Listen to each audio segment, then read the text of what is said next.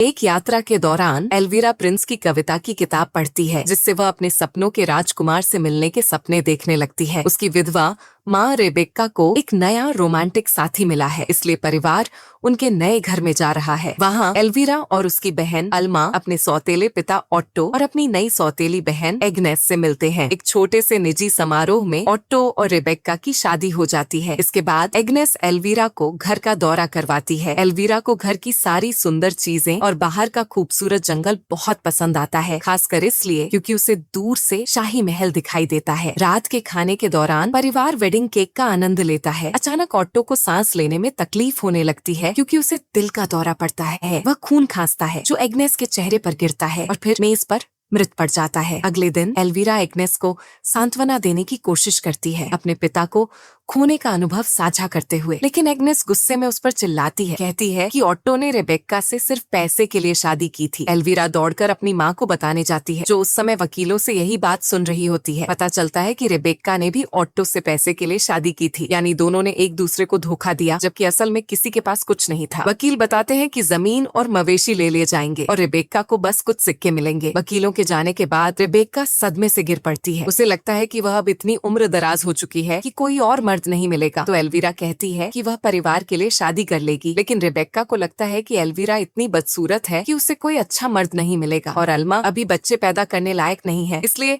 वह भी शादी नहीं कर सकती। निराश एल्वीरा अपने कमरे में लौटती है और शीशे में अपना चेहरा देखती रहती है, फिर एक मुहासा फोड़ देती है। कुछ समय बाद महल से एक संदेश आता है, शाही परिवार जल्द ही एक बॉल आयोजित करने वाला है और सभी कुलीन युवतियों को आमंत्रित किया गया है क्योंकि प्रिंस अपनी दुल्हन चुनेंगे। एग्नेस तुरंत अपना नाम लिखवाती है और एल्वीरा भी, लेकिन जब वह कोई महत्वपूर्ण उपनाम नहीं बता पाती तो एग्नेस उसे अपनी सौतेली बहन के रूप में पेश करती है। दूत उसका नाम एल्वीरा वॉन स्टेप सिस्टर लिख लेता है, लेकिन एल्वीरा फिर भी उत्साहित हो जाती है और प्रिंस से शादी करने के सपने देखने लगती है। जब रेबेक्का को बॉल के बारे में पता चलता है, वह एल्वीरा को और सुंदर बनाने के लिए डॉक्टर के पास जाती है। वह ब्रेसेस हटवाना चाहता है, उसकी नाक ठीक करना चाहता है और आईलैश एक्सटेंशंस लगाना चाहता है। रेबेक्का वादा करती है कि बॉल के बाद